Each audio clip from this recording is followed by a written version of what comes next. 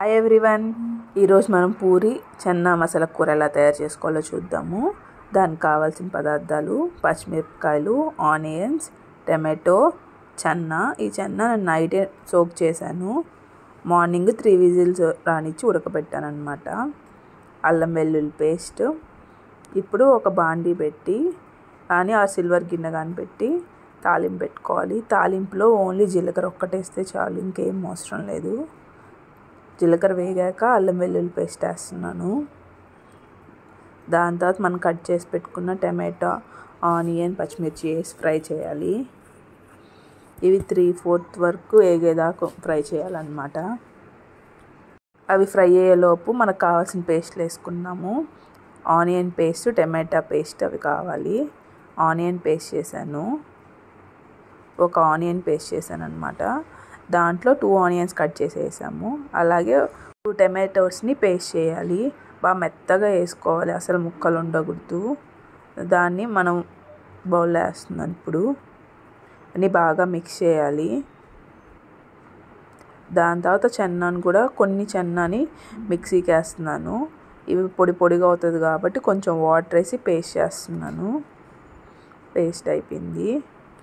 ఇప్పుడు ఇది కూడా మనం వేసుకోవాలి.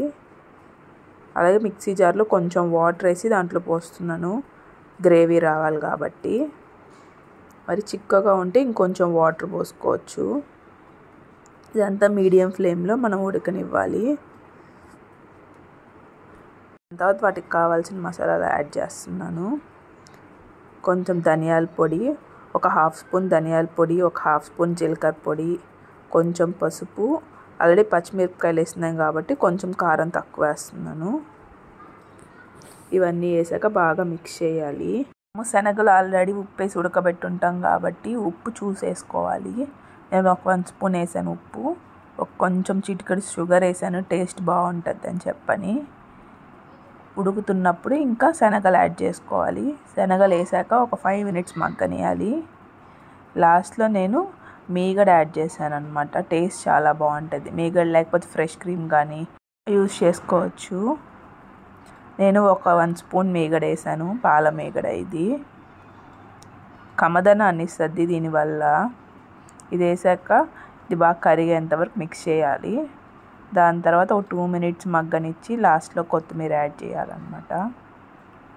Tasty tasty Chenna masala ready. ఇప్పుడు మనం పూరి ఎలా తయారు చేసుకోవాలో చూద్దాము. గోధుమ పిండిని ఆల్రెడీ నేను కలిపి చిన్న చిన్న బాల్స్గా పెట్టాను.